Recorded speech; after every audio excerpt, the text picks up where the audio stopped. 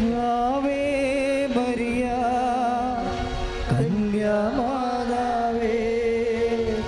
Ave Maria കന്യാമാതാവേ, അമ്മേ എൻ്റെ അമ്മേ, എൻ്റെ ഈശോയുടെ അമ്മേ, അമ്മേ എൻ്റെ അമ്മേ, എനിക്ക് ഈശോ തന്നൊരമ്മേ.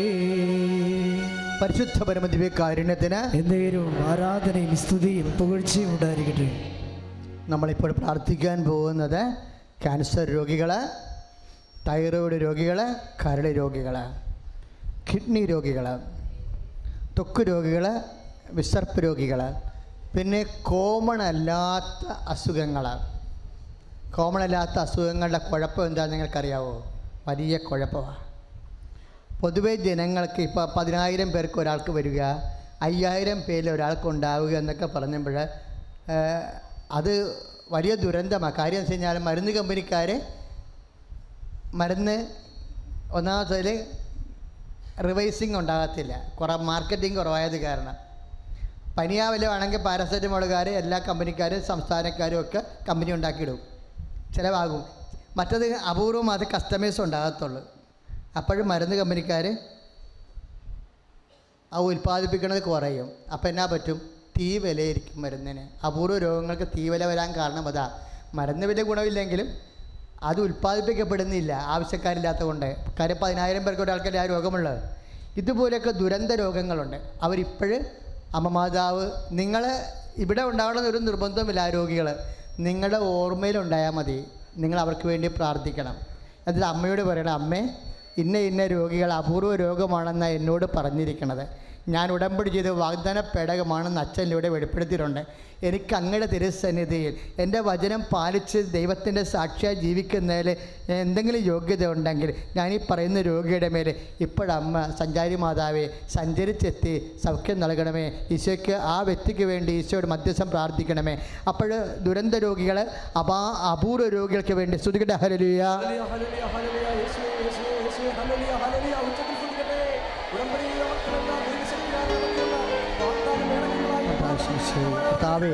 കർത്താവേ അപൂർവ രോഗികളെ സ്പർശിക്കണമേ. കർത്താവേ അപൂർവ രോഗികളെ സ്പർശിക്കണമേ. അങ്ങനെ അങ്ങയുടെ അമ്മയുടെ മധ്യസ്ഥത്തിൽ പ്രാർത്ഥിക്കുന്നു. അപൂർവ രോഗികളെ യേശു ക്രിസ്തുവിന്റെ നാമത്തിൽ, ക്യാൻസർ രോഗികളെ ഈശോ, തൈറോയ്ഡ് രോഗികളെ ഈശോ, ഉദര രോഗികളെ യേശു ക്രിസ്തു നാമത്തിൽ, കരൾ രോഗികളെ, കിഡ്നി രോഗികളെ സൗഖ്യം പ്രാപിക്കണം.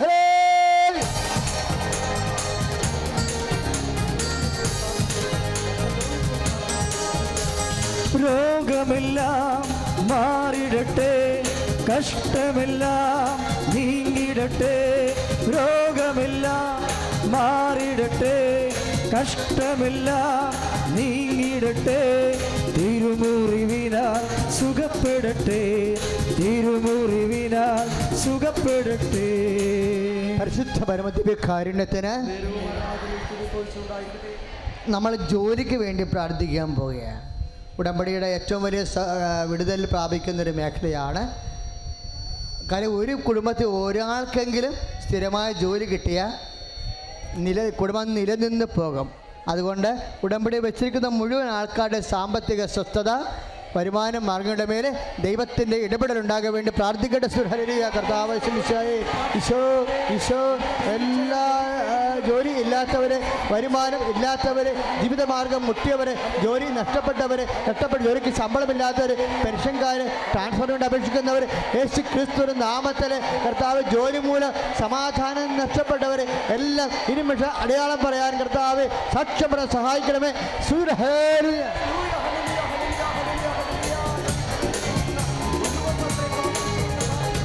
എനിക്കായി കരുതുന്നവൻ, ഭാരങ്ങൾ വഹിക്കുന്നവൻ, എനിക്കായി കരുതുന്നവൻ, ഭാരങ്ങൾ വഹിക്കുന്നവൻ, എന്നെ കൈവിടാത്തവൻ, യേശുവൻ കൂടെയുണ്ട്.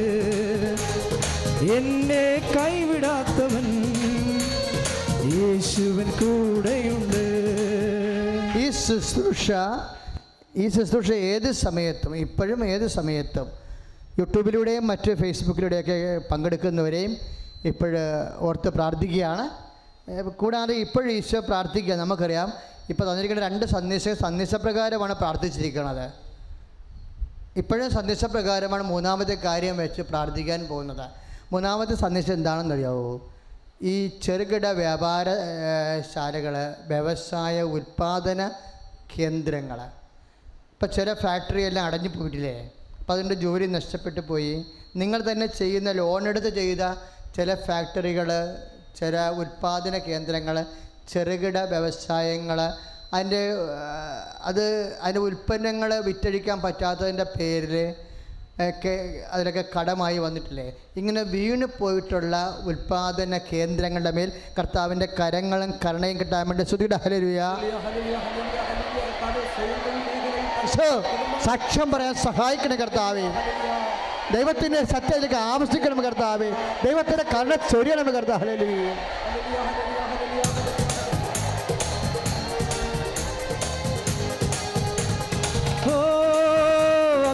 അഭിഷേകമേ, ഓ അഗ്നി അഭിഷേകമേ, കാറ്റായി വീശണമേ, ഈ കാറ്റായി വീശണമേ.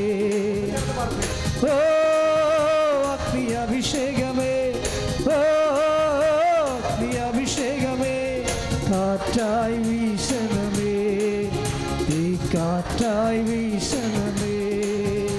പരിശുദ്ധ പരമദിവ്യകാരുണ്യത്തിന് രാജ്യത്തിന് വേണ്ടി പ്രാർത്ഥിക്കാൻ ആവശ്യപ്പെടുകയാണ്. രാജ്യത്തിൻ്റെ വടക്കൻ അതിർത്തികളിലെ പ്രത്യേകിച്ച് നിയന്ത്രണ രേഖകളും അതുപോലെയുള്ള അധിനിവേശ പ്രദേശങ്ങളുമെല്ലാം അസമാധാനത്തിലേക്ക് പോയിക്കൊണ്ടിരിക്കുക. അത് രാജ്യത്തിൻ്റെ സ്വസ്ഥതയെ ശരിക്കും അത് ബാധിക്കും. ആ മേഖലകളിൽ സമാധാനം സ്ഥാപിക്കാനും നൈജീരിയയിൽ വിശ്വാസികൾ കൊല ചെയ്യപ്പെടുന്നുണ്ട്. ആ വിശ്വാസികളുടെ സംരക്ഷണത്തിനായി സ്തുതിയുടെ ഹല്ലേലൂയ.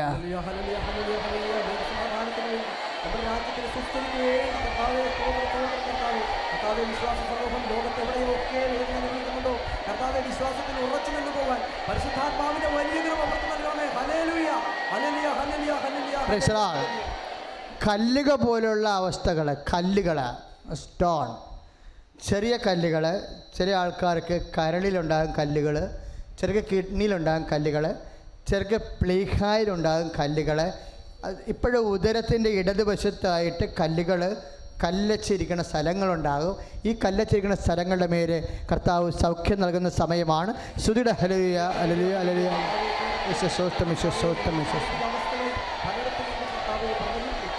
കർത്താവേ, കല്ലുകളെ സ്പർശിക്കണമേ, കല്ലച്ച് പോയ സ്ഥലങ്ങളെ സ്പർശിക്കണമേ.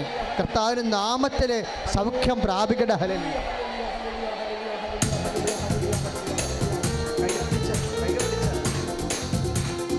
ആരാധിക്കുമ്പോൾ വിടുതൽ, ആരാധിക്കുമ്പോൾ സൗഖ്യം, ആരാധിക്കുമ്പോൾ വിടുതൽ, ആരാധിക്കുമ്പോൾ സൗഖ്യം.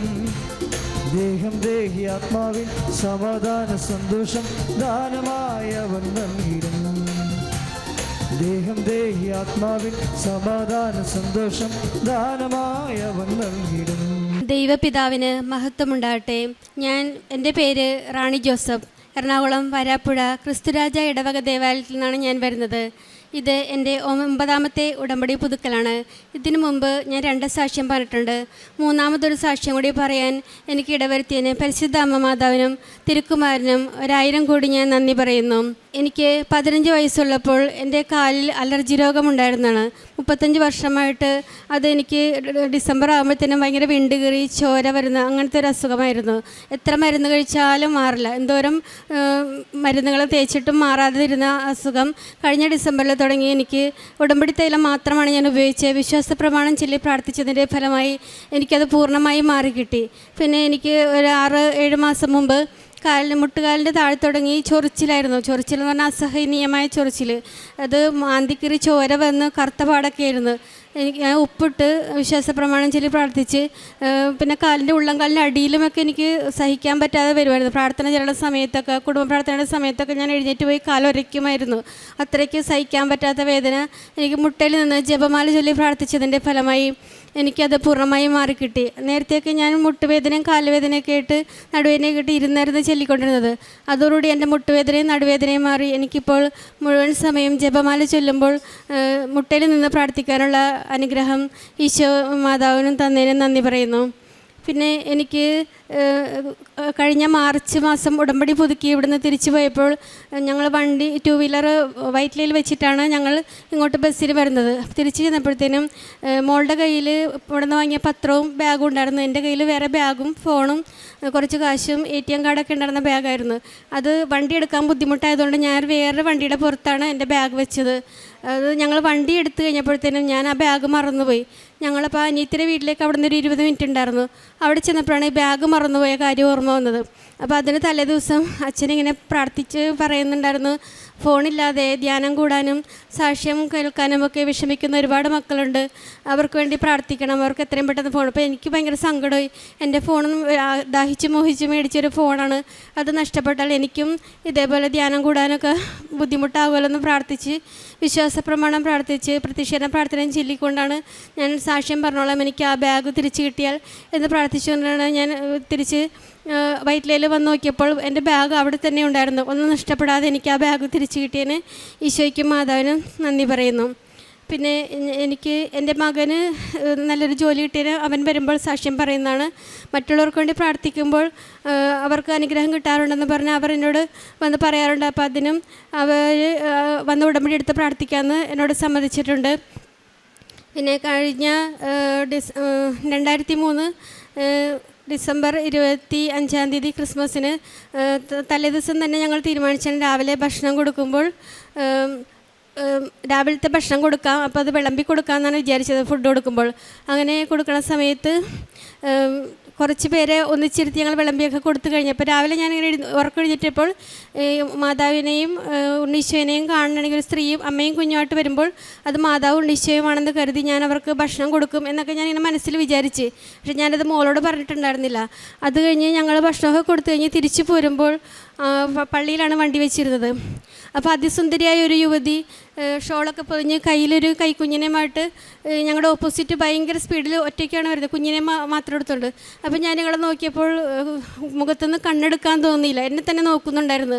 അപ്പോൾ കടന്നു പോയി കഴിഞ്ഞപ്പോൾ എനിക്ക് അത് മാതാവാണെന്ന് ഞാൻ മോളോട് പറഞ്ഞു. അത് മാതാവ് ഉണ്ണീശോയാണെന്ന് പറഞ്ഞു.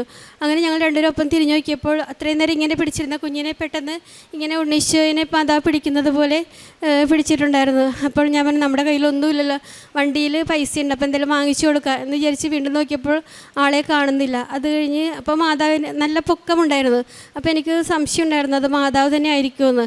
അത് ഞങ്ങളിവിടെ വന്ന് പ്രാർത്ഥിച്ച് ഞങ്ങൾക്കത് മാതാവ് തന്നെയാണെങ്കിൽ സുഗന്ധാഭിഷേകം ലഭിക്കണമെന്ന് പ്രാർത്ഥിച്ചു. അപ്പോൾ ഞങ്ങൾക്ക് രണ്ടുപേർക്കൊപ്പം സുഗന്ധാഭിഷേകം കിട്ടി. പിന്നെ അച്ഛൻ്റെ ഡോക്കളച്ഛൻ പറഞ്ഞിട്ടുണ്ട് മാതാവിന് നല്ല പൊക്കമുണ്ട്, അച്ഛനും കണ്ടിട്ടുണ്ടെന്ന് അങ്ങനെയൊക്കെ പറഞ്ഞപ്പോൾ അത് പൂർണ്ണമായി ബോധ്യപ്പെട്ടു. പിന്നെ പത്രങ്ങൾ വിതരണം ചെയ്യുമ്പോൾ ഓരോ വീടുകളിലും ഹോസ്പിറ്റലിലും ഒക്കെ പോയിട്ട് ആണ് ചെയ്യുന്നത്. അങ്ങനെ പല പല സ്ഥലങ്ങളിൽ നിന്ന് എനിക്ക് ഒരുപാട് പഴയ പത്രങ്ങൾ കിട്ടിയിരുന്നു. അത് വീടുകളിൽ കൊടുക്കാൻ പറ്റില്ല. അപ്പം ഞാൻ അത് എവിടെ കൊടുക്കുമെന്ന് ഇങ്ങനെ ആലോചിച്ച് അന്നേരം എനിക്ക് കഴിഞ്ഞ ഒക്ടോബറിലാണ്, നല്ല ജോലിയുള്ള സമയത്തായിരുന്നു. അപ്പം ഞാൻ ജോലി കഴിഞ്ഞിട്ട് വണ്ടി എടപ്പള്ളി കൊണ്ട് വെച്ചിട്ട് റോഡ് സൈഡുകളിലും ബസ് സ്റ്റോപ്പുകളിലും അങ്ങനെ എല്ലായിടത്തും കൊടുക്കാമെന്ന് ഞാൻ വിചാരിച്ച് പത്രം എടുത്ത് കൈ പിടിച്ചാൽ എപ്പോഴും ഓരോ പത്രം കൊടുക്കുമ്പോൾ ആകാശത്തേക്ക് നോക്കി ഞാൻ അവർക്ക് അനുഗ്രഹം കിട്ടണമെന്ന് പ്രാർത്ഥിക്കും. വിശ്വാസ പ്രമാണം ചൊല്ലി തൈലം തൂർത്തിട്ടാണ് ഞാൻ വീട്ടിൽ നിന്ന് എല്ലാ പത്രങ്ങളും തയ്യാറാക്കി കൊണ്ടുവരുന്നത്. ഓരോരുത്തർക്കും കൊടുക്കുമ്പോൾ ഞാൻ അങ്ങനെ പ്രാർത്ഥിച്ചിട്ടാണ് കൊടുക്കുന്നത്. അപ്പോൾ ആകാശത്ത് നല്ല ഭംഗിയുള്ളൊരു മഴവില്ല് ഞാൻ കണ്ടു. അതിനു മുമ്പ് ഞാൻ അങ്ങനത്തെ ഒരു മഴവില്ല് അത്രയും ഭംഗിയിൽ കണ്ടിട്ടില്ല. അത് ഞാൻ എന്നിട്ട് എല്ലായിടത്തും നടന്ന പത്രങ്ങളെല്ലാം കൊടുത്തു കഴിഞ്ഞ് തിരിച്ച് പള്ളിയിലോട്ട് വന്നപ്പോഴത്തേനും 2 പത്രം എൻ്റെ കയ്യിലുണ്ടായിരുന്നു. അപ്പോൾ ഒരു പത്രം ഒരു ചേട്ടന് കൊടുത്തപ്പോൾ ആ ചേട്ടൻ ഇങ്ങനെ കൃപാസനത്തിന് ആൾക്കാരെ വണ്ടിയിൽ കൊണ്ടുവരാറുണ്ട് എന്ന് പറഞ്ഞു. അപ്പോൾ ചേട്ടനോട് ഉടമ്പടി എടുത്തിട്ടുണ്ടോ എന്ന് ചോദിച്ചപ്പോൾ ഉടമ്പടി എടുത്തിട്ടില്ല. അപ്പോൾ അങ്ങനെ കുറച്ച് സംസാരിച്ചപ്പോൾ ആ ചേട്ടന് വലിയ പ്രശ്നങ്ങളൊക്കെ ഉണ്ട്, അപ്പോൾ ഞാൻ ഉടമ്പടി എടുത്ത് പ്രാർത്ഥിക്കണം എന്നൊക്കെ പറഞ്ഞു. അപ്പോൾ വേറൊരു കുട്ടി പുതിയ പത്രം കൊണ്ടുവന്നിട്ട് പറഞ്ഞു, ഇത് നിങ്ങളുടെ കയ്യിലിരിക്കണ പഴയ പത്രമല്ലേ, ഇത് വാങ്ങിച്ചു എന്ന് പറഞ്ഞു. അപ്പോൾ ആ ചേട്ടൻ പറഞ്ഞു എനിക്ക് ഇത് മതിയെന്ന് പറഞ്ഞു. ഞാനപ്പോൾ പേടിച്ചിരിക്കണമായിരുന്നു, പഴയ പത്രം കൊടുത്തതിന് എന്നെ വഴക്ക് പറയുമെന്ന്. പക്ഷേ ആ ചേട്ടൻ പറഞ്ഞു എനിക്ക് ഇത് മതി, നിങ്ങളത് വേറെ ആർക്കെങ്കിലും കൊടുത്തു എന്ന് പറഞ്ഞു. അങ്ങനെ മറ്റേ പത്രവും കൊടുത്തു കഴിഞ്ഞപ്പോഴത്തേനും ആ മഴവില്ല് അപ്രത്യക്ഷമായി. അങ്ങനെ മാതാവ് ആ മഴവില്ലിൻ്റെ ഇതിലും എനിക്ക് മാതാവിൻ്റെ സാന്നിധ്യം വെളിപ്പെടുത്തി തന്നു. പിന്നെ രോഗസൗഖ്യം എന്ന് പറഞ്ഞിട്ടുണ്ടെങ്കിൽ എനിക്കിങ്ങനെ കുക്കർ അടുപ്പത്ത് വെച്ചിങ്ങനെ നല്ല ചൂടായിരുന്നു. അതിൻ്റെ തലേദിവസം ഞാനൊരു സാക്ഷ്യം കണ്ടപ്പോൾ ഇങ്ങനെ എന്തോ പൊള്ളലിട്ടിട്ട് അവർക്ക് ഒരു പാടുപോലും ഇല്ലാതെ മാഞ്ഞു കിട്ടി എന്നുള്ളൊരു അനുഗ്രഹം ഞാൻ സാക്ഷ്യത്തിൽ കണ്ടിരുന്നു. അപ്പോൾ ഞാനിങ്ങനെ ആലോചിച്ചു, ഒരു പാടുപോലും ഇല്ലാതെ എങ്ങനെയാണ് അത് ഇത്ര പെട്ടെന്ന് അപ്രത്യക്ഷമായെന്ന് ഞാനിങ്ങനെ ആലോചിച്ചിരുന്നു. പിറ്റേ ദിവസം ഞാൻ ഈ കുക്കർ എടുത്തപ്പോൾ പെട്ടെന്ന് സ്റ്റാൻഡിൽ നിന്ന് തെന്നി എൻ്റെ ദേഹത്തേക്ക് മറിയാൻ പോയപ്പോൾ ഞാൻ ഈ വിരൽ കൊണ്ട് താങ്ങി പിടിച്ചിട്ട് മറ്റേ കൈ കൊണ്ട് നേരെയാക്കി. അപ്പം നല്ലോണം പൊള്ളിയിരുന്നു. അപ്പോൾ തന്നെ എനിക്ക് പള്ളിയിൽ കുർബാനയ്ക്ക് പോകാനുള്ളത് കൊണ്ട് വൈകുന്നേരം 6 മണിക്കായിരുന്നു. അപ്പോൾ 5:15 ഞാനിത് ചെയ്തിരുന്ന സമയത്ത് ഞാൻ വേഗം ഉടമ്പടി തൈലമെടുത്ത് തേനുമെടുത്ത് വിശ്വാസ പ്രമാണം ചൊല്ലി പ്രാർത്ഥിച്ച്. നല്ല വേദനയായിരുന്നു, കൈ ചുമന്നിരുന്നേച്ച്. അപ്പോൾ എനിക്ക് അന്ന് ബൈബിൾ വായിക്കാനുണ്ടായിരുന്നു. അപ്പോൾ ഞാൻ എൻ്റെ വേദന മാറ്റിത്തരണേ ഈശോ എന്ന് പ്രാർത്ഥിച്ച് പള്ളിയിൽ ചെന്ന് കുർബാന തുടങ്ങിയപ്പോൾ ഞാൻ ഈ വേദന മറന്നുപോയി. പിന്നെ തിരിച്ചു വന്നപ്പോഴാണ് കയ്യിൽ നോക്കുമ്പോൾ ചുവന്ന പാടുണ്ട്. പിറ്റേ ദിവസം നോക്കിയപ്പോൾ ഒരു പാടുപോലും ഇല്ലാതെ എനിക്കത് സുഖപ്പെടുത്തി തന്ന ഈശോയ്ക്കും മാതാവിനും നന്ദി പറയുന്നു. പിന്നെ ഞങ്ങൾ വഴിയരികിലുള്ള എല്ലാവർക്കും ഭക്ഷണം കൊടുക്കാറുണ്ട്. ഞങ്ങൾ രാവിലെ ഞങ്ങളുടെ പള്ളിയിലെ ഫ്രണ്ടിൽ ഒരു അമ്മച്ചി, മനസ്സ് വെല്ലുവിളി നേരിടുന്നൊരു അമ്മച്ചിയുണ്ട്. അവർക്ക് ഞങ്ങൾ എല്ലാ ദിവസവും രാവിലത്തെ ഭക്ഷണം കൊടുക്കാറുണ്ട്. പിന്നെ ഓർഫനേജുകളിൽ പോകാറുണ്ട്, അവിടെ ക്ലീൻ ചെയ്യാറുണ്ട്. അവർക്ക് ഭക്ഷണ സാധനങ്ങളൊക്കെ വാങ്ങി കൊടുക്കാറുണ്ട്. പിന്നെ എല്ലാ വീടുകളിലും പത്രവിതരണം ചെയ്യാറുണ്ട്. എല്ലാ ദിവസവും അച്ഛൻ്റെ ഡെയിലി ബ്രെഡ് കൂടാറുണ്ട്, ഷെയർ ചെയ്യാറുണ്ട്.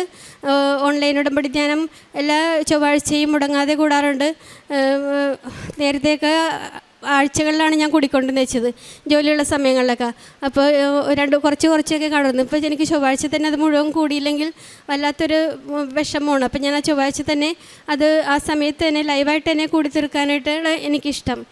അങ്ങനെ ചെയ്യാറുണ്ട്. പിന്നെ ഒരു കുർബാന പോലെ എനിക്ക് ഇന്നേവരെ മുടങ്ങേണ്ടി വന്നിട്ടില്ല. ഇപ്പം ഞാൻ 2.5 വർഷമായി ഉടമ്പടി എടുത്തിട്ട്. എൻ്റെ ഏറ്റവും പ്രാർത്ഥന അതാണ്, ഒരു കുർബാന മുടങ്ങാതെ എനിക്ക് എല്ലാ ദിവസവും പള്ളിയിൽ പോകാൻ സാധിക്കണമെന്ന് എപ്പോഴും ഞാൻ ദൈവത്തോട് പ്രാർത്ഥിക്കാറുണ്ട്. പിന്നെ ഞങ്ങൾ എല്ലാ ദിവസവും ഞങ്ങൾ 2 പേരും എല്ലാ കാര്യങ്ങളും ചെയ്യണം. എൻ്റെ മോൾ ഉടമ്പടി എടുത്തിട്ടുള്ളതാണ്. എൻ്റെ മക്കളെയും എൻ്റെ കുടുംബത്തെയും എപ്പോഴും ഉടമ്പടി സാക്ഷികളാക്കി ജീവിക്കാൻ സാധിക്കണമെന്നാണ് എൻ്റെ എപ്പോഴുള്ള പ്രാർത്ഥന. ഞങ്ങൾ എല്ലാ ദിവസവും ഉച്ചയ്ക്ക് 2 മണി തുടങ്ങി 3:15 വരെ പ്രാർത്ഥന ചെല്ലാറുണ്ട്. അപ്പോൾ 2 മണിക്ക് കൊന്ത ചെല്ലും. പിന്നെ പ്രത്യക്ഷീകരണ പ്രാർത്ഥന, വജ്ര ജപമാല, പിന്നെ സ്വസ്ത്രഗീതം, 3 മണിയുടെ പ്രാർത്ഥന, ഇതെല്ലാം എല്ലാ ദിവസവും ചെല്ലും. സ്വസ്ത്രഗീതം പാടും.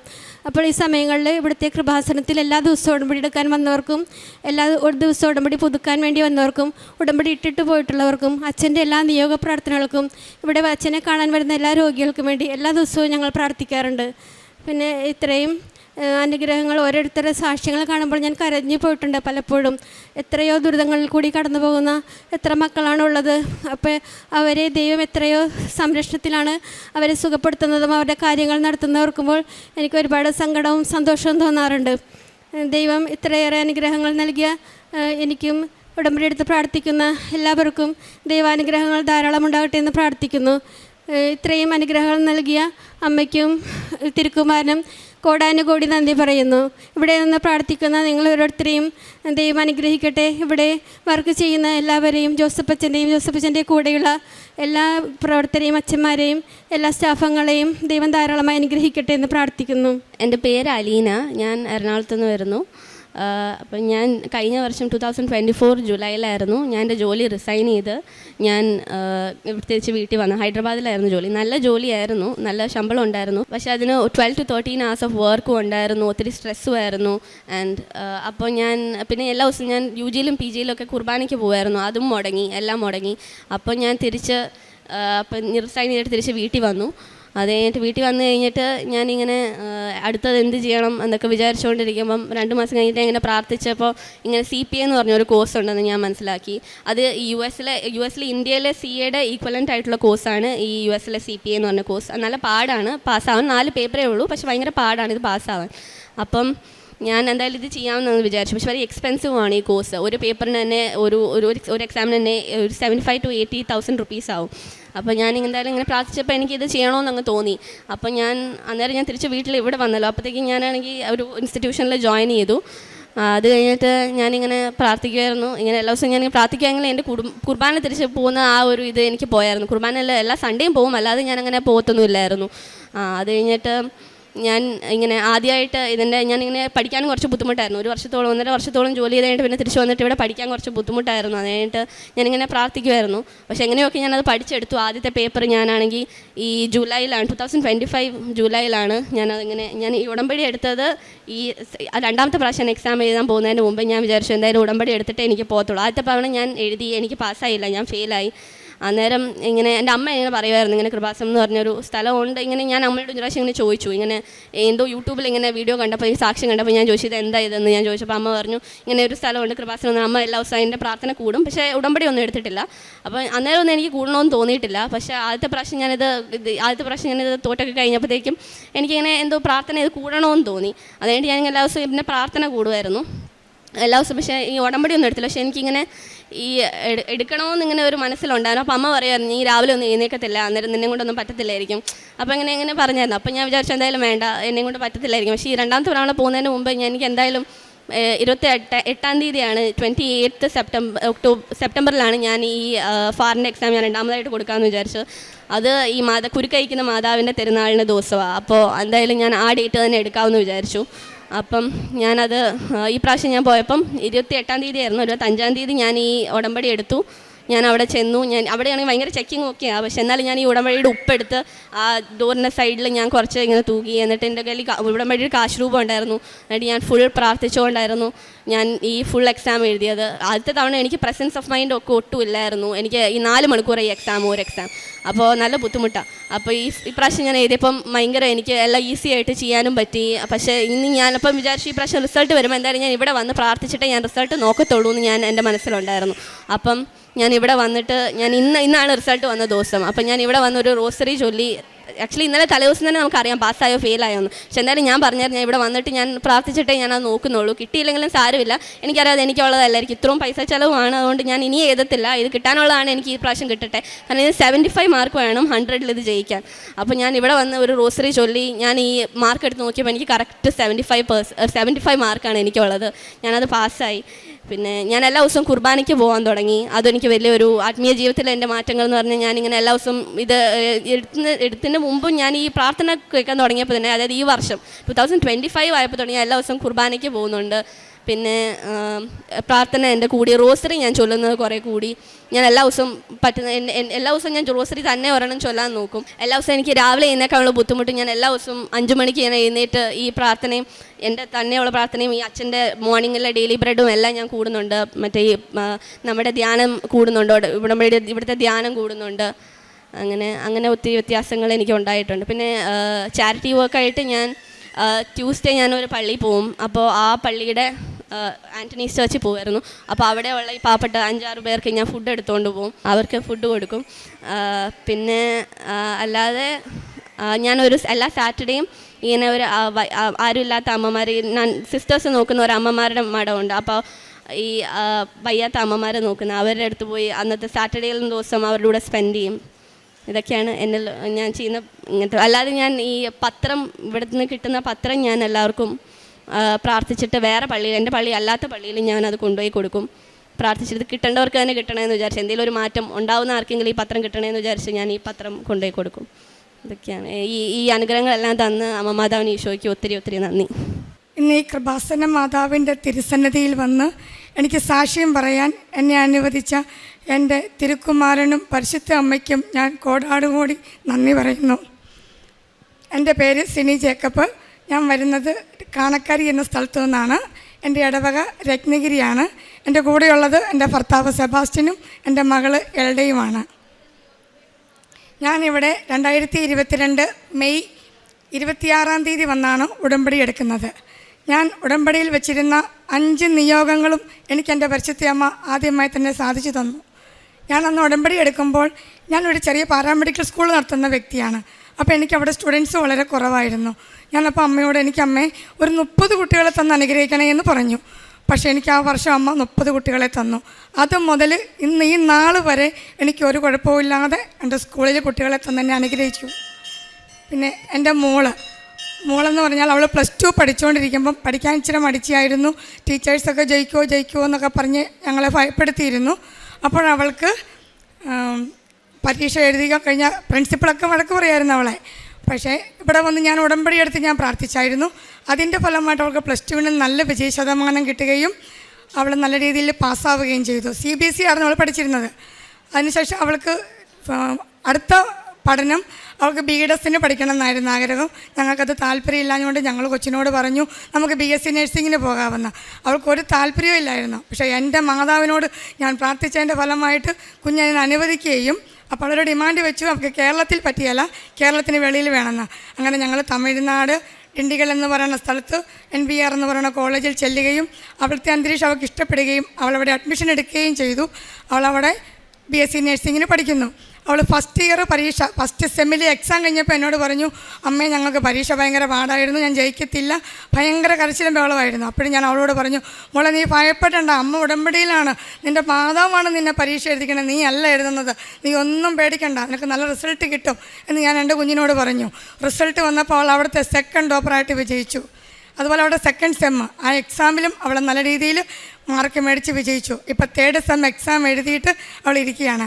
അതിനോടനുബന്ധിച്ച് അവളിവിടെ വന്ന് ഉടമ്പടി എടുക്കുകയും ഇപ്പോൾ അവൾ രണ്ടാമത്തെ ഉടമ്പടി പുതുക്കുകയും ചെയ്തു.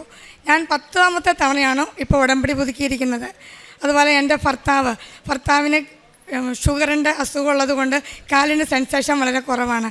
ചെറിയൊരു വൂണ്ട് കാലിൽ വന്നിട്ട് കാലിൻ്റെ ആ മുറിവ് ഞാൻ ഇവിടുത്തെ തൈലം തൂത്ത് പരിശുദ്ധ തൈലം തൂത്ത് ആ മുറി ഉണങ്ങി വന്നപ്പോൾ അതിന് മുകളിലൊരു വെള്ള ഒരു ഇത് കണ്ടുകൊണ്ട് എല്ലാവരും എന്നോട് പറഞ്ഞു ഒന്ന് ഹോസ്പിറ്റലിൽ കൊണ്ടുപോയി കാണിക്കാൻ. അങ്ങനെ ഞാൻ ഹസ്ബൻഡിനെ കൊണ്ടുപോയി ഡയബറ്റിക്കിൻ്റെ മൊത്തം ചെക്ക് ചെയ്തിട്ട് മൊത്തം ടെസ്റ്റിങ് ചെയ്ത് ഡോക്ടറെ കൊണ്ടുപോയി കാണിച്ചു. ഡോക്ടർ സർജിക്കൽ പ്ലേ വെച്ചത് കുത്തി കഴിഞ്ഞപ്പം അതിനകത്ത് നിന്ന് ബ്ലഡ് വന്നു. അപ്പോൾ പറഞ്ഞു പഴുപ്പൊന്നും ഇല്ലയെന്ന് പറഞ്ഞു. ഞാൻ വീട്ടിൽ വന്നു. മാതാവിൻ്റെ തൈലം തൂത്ത് ഉണങ്ങിയ മുറിവ് ഡോക്ടറെ അടുത്ത് പോയതുകൊണ്ടായിരിക്കാം പിറ്റേ ദിവസം അത് പഴുത്ത് ഇൻഫെക്ഷനായി കഴിഞ്ഞപ്പം ഞങ്ങൾ രാത്രി ആയപ്പോഴത്തേനും പനിയും വിറവലും ഞങ്ങൾ നോക്കിയപ്പോഴത്തേനും പുള്ളിയെ ഭയങ്കര സ്വെറ്റിങ്ങൊക്കെ വന്നു കഴിഞ്ഞ് നോക്കുമ്പോൾ ഷുഗർ നോക്കുമ്പോൾ 450, ജീവിതത്തിൽ ഇതുവരെ വരാത്ത ഷുഗർ. രാവിലെ തന്നെ ഡോക്ടറെ അടുത്ത് ചെന്നു. ഡോക്ടർക്ക് തന്നെ പേടിയായി, സംശയമായി. അപ്പോൾ ഡോക്ടർ എന്നോട് പറഞ്ഞു മെഡിസിൻ മാറിക്കൊടുത്തു, പിന്നെ ഇൻസുലിൻ കൊടുത്തു, കുറവൊന്നും കാണുന്നില്ല. ട്രോപ്പോണിൻ ടെസ്റ്റ് ചെയ്തു. അപ്പോഴൊക്കെ വിശുദ്ധ തൈലവും മാതാവിൻ്റെ കാശുരവും എൻ്റെ കയ്യിലുണ്ട്. ഞാൻ പ്രാർത്ഥിച്ചു. ട്രോപ്പോണിൻ ടെസ്റ്റ് ചെയ്തപ്പോൾ നെഗറ്റീവ് റിസൾട്ട് കിട്ടി. എങ്കിലും ഡോക്ടർ പറഞ്ഞു ഒരു കാർഡിയോളജിസ്റ്റിൻ്റെ ഒപ്പീനിയൻ വേണം. ഉടനെ തന്നെ ഞങ്ങൾ കാരിത്താസ് ഹോസ്പിറ്റലിലോട്ട് പോയി. അവിടെ ചെന്ന് കാഷ്വാലിറ്റി കയറ്റി കഴിഞ്ഞപ്പോൾ ഞാൻ വർഷത്തെ അമ്മയുടെ കാശ് രൂപം പോക്കറ്റിലിട്ട് കൊടുത്തിരുന്നു. വിശുദ്ധ തൈലം തൂത്താണ് ഞാൻ കയറ്റിയത്. അവിടെ എല്ലാ ടെസ്റ്റും ചെയ്തു. ടെസ്റ്റെല്ലാം ചെയ്ത് കഴിഞ്ഞപ്പോഴത്തേനും റിസൾട്ടെല്ലാം നെഗറ്റീവായിട്ട് പരിശുദ്ധ അമ്മ തന്നു. ഞങ്ങൾക്ക് ആർക്ക് എന്ത് അസുഖം വന്നാലും അന്നേരം ഞാൻ എൻ്റെ കുഞ്ഞുങ്ങളോടും പറയും, മക്കളെ തൈലം തൂത്ത് പ്രാർത്ഥിക്കുക, നമ്മൾ വിശ്വാസ പ്രമാണം ചൊല്ലി പ്രാർത്ഥിക്കുക, പരിശുദ്ധ അമ്മ നമ്മുടെ കൂടെയുണ്ട്. ശരിയാണ്, പരിശുദ്ധ അമ്മയാണ് ഞങ്ങളെ നയിക്കുന്നത്. അമ്മ എപ്പോഴും കൂടെയുണ്ട്. നല്ല വിശ്വാസമാണ്. ഞാനാണെങ്കിൽ ഭയങ്കര ദേഷ്യവും കോപമൊക്കെ ഉള്ള ആളായിരുന്നു. ഞാൻ ഉടമ്പടി എടുത്തതിന് ശേഷം അതുപോലെ ടെൻഷൻ, എന്തെങ്കിലും നിസ്സാര കാര്യം മതി ഞാനങ്ങോട്ട് ടെൻഷൻ കയറുവാണ്. എനിക്ക് പരിശുദ്ധ അമ്മയുടെ ഒരു ഉടമ്പടി എടുത്ത് ഞാൻ പ്രാർത്ഥിച്ചതിന് ശേഷം എനിക്ക് ടെൻഷനേ ഇല്ല, ഒരു പ്രശ്നവും ഇല്ല. അതുപോലെ എന്ത് അസുഖം വന്നാലും ഞാൻ അന്നേരം വിശുദ്ധ വസ്തുക്കളാണ് ഉപയോഗിക്കുന്നത്. ആ വിശുദ്ധ വസ്തുക്കൾ ഉപയോഗിച്ച് കഴിയുമ്പോൾ എനിക്ക് ആശ്വാസമാണ് കിട്ടുന്നത്. അതുപോലെ ഞങ്ങളൊരു സ്ഥലം മേടിക്കണമെന്ന് ഇപ്പോൾ താമസിക്കുന്ന സ്ഥലമുണ്ട്, വീടുമുണ്ട്. എങ്കിലും ഞങ്ങൾക്ക് റോഡ് സൈഡിൽ PWD റോഡ് സൈഡിലൊരു സ്ഥലം വേണമെന്ന് ആഗ്രഹിച്ച് ഞാൻ പ്രാർത്ഥിച്ചു. എനിക്ക് PWD റോഡ് സൈഡിൽ ഞങ്ങൾ ആഗ്രഹിച്ച സ്ഥലം കിട്ടുകയും അവിടെ ഇപ്പോൾ ഞങ്ങളുടെ ഭവനം പണി നടന്നുകൊണ്ടിരിക്കുകയും ചെയ്യുന്നു. പരിശുദ്ധ അമ്മ എപ്പോഴും എൻ്റെ കൂടെയുണ്ടെന്ന് നല്ല ഉറച്ച വിശ്വാസത്തോടെയാണ് ഞങ്ങൾ ജീവിക്കുന്നത്. അതുപോലെ ഞങ്ങൾ പ്രേക്ഷിത പ്രവർത്തനം എന്ന് പറഞ്ഞു കഴിഞ്ഞാൽ പത്രം ഞാൻ എല്ലാവർക്കും കൊടുക്കും. എൻ്റെ സ്കൂളിൽ പഠിക്കുന്ന കുട്ടികൾ അവരുടെ പേരൻസ് വന്ന് ഓരോ സങ്കടങ്ങൾ പറയുമ്പോൾ അവരോട് ഞാൻ പറയും, കൃപാസനത്തിലൊരു അമ്മയുണ്ട്, അമ്മയോട് പ്രാർത്ഥിക്കുക. ഞാൻ സാക്ഷിയാണ്, ഞാൻ ജീവിച്ചിരിക്കുന്ന സാക്ഷിയാണ്. നിങ്ങൾ അമ്മയോട് പ്രാർത്ഥിക്കുക. അമ്മയുടെ അടുത്ത് പ്രാർത്ഥിച്ചു കഴിഞ്ഞാൽ തീർച്ചയായിട്ടും ലഭിക്കും. ഒരുപാട് കുട്ടികളുടെ പേരൻസ് ഓരോരോ പ്രശ്നങ്ങൾക്ക് വേണ്ടി ഇവിടെ വരികയും അവർക്കെല്ലാം മാതാവിൻ്റെ അനുഗ്രഹം കിട്ടുകയും അവർ ഉടമ്പടി എടുക്കുകയും ചെയ്തിട്ടുണ്ട്. പത്രങ്ങൾ ഞങ്ങൾ എല്ലാവർക്കും വിതരണം ചെയ്യും. എല്ലാത്തിനും എൻ്റെ ഒപ്പം എൻ്റെ ഭർത്താവുണ്ട്. അതുപോലെ ഞങ്ങൾ എന്നും ദിവസം തോറും ഞങ്ങൾ ദീപബലിയിൽ പങ്കെടുക്കുന്നുണ്ട്. ഇനി ഞാനെങ്ങാനും ഒന്ന് ഉറങ്ങിപ്പോവോ മടിക്കുകയോ ചെയ്തു കഴിഞ്ഞാൽ എൻ്റെ ഭർത്താവാണ് എന്നെ അതിന് പ്രോത്സാഹിപ്പിക്കുന്നത്. ഞങ്ങൾ മാതാവിൻ്റെയും തിരുക്കുമാരൻ്റെയും ചൈതന്യത്തിലാണ് ജീവിക്കുന്നത്. പിന്നെ കാരുണ്യ പ്രവൃത്തികളെന്ന് പറഞ്ഞാൽ സഹായം തേടി വരുന്നവരെ ആരെയും ഉപേക്ഷിക്കാറില്ല. പിന്നെ ഒരു അനാഥാലയത്തിൽ ഞങ്ങൾ പോവുകയും അവിടെ വേണ്ടുന്ന സഹായങ്ങൾ ചെയ്യുകയും ചെയ്യുന്നു. ഇവിടെ വന്ന് ഈ തിരുക്കുമാരൻ്റെയും മാതാവിൻ്റെയും മുമ്പിൽ വന്ന് ഈ സാക്ഷ്യം ഞാനവിടെ സമർപ്പിക്കുന്നു.